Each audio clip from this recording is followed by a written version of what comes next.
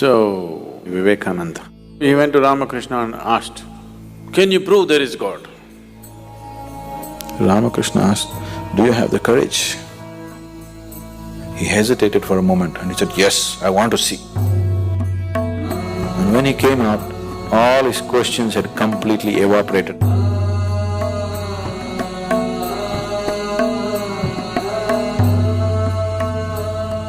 You heard of Swami Vivekananda.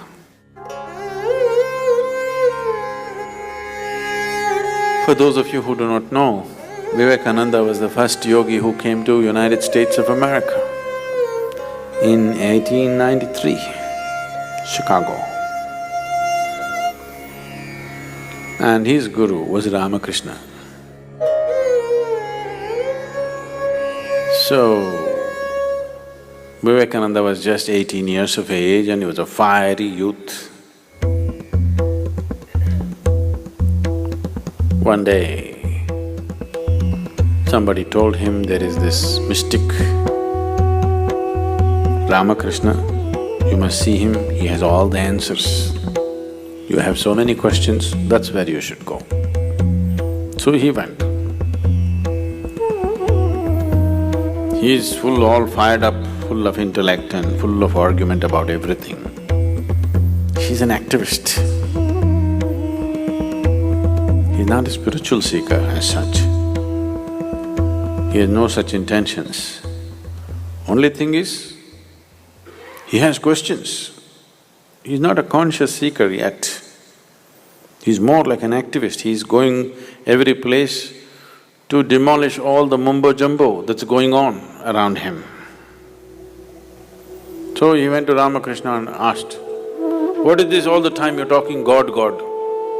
Can you prove there is God?" Ramakrishna said, "Well, I am the proof."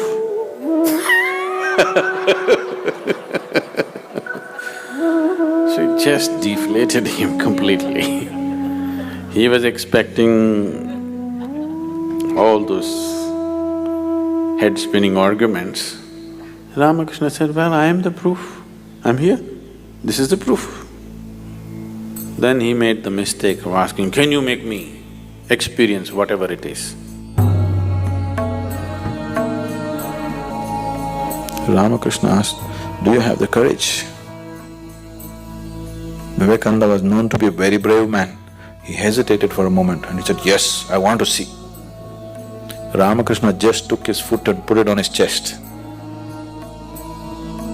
And Vivekananda did not get up from a samadhi state for hours.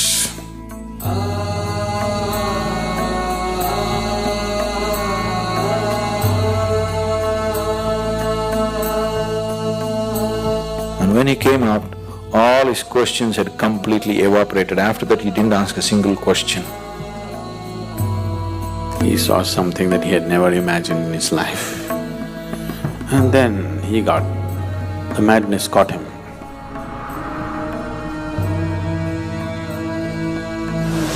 Ramakrishna himself, if he was left to himself, nobody in the world would have ever heard about him because he had no means to communicate with the rest of the world. He had no way of reaching out to people.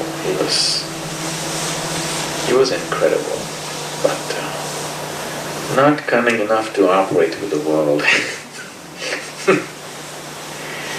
Does not have the necessary growth to do anything with the world. So he chose Vivekananda as his vehicle. He took Ramakrishna all over the world. There have been hundreds of Ramakrishnas, but you heard only of one Ramakrishna because of somebody like Vivekananda.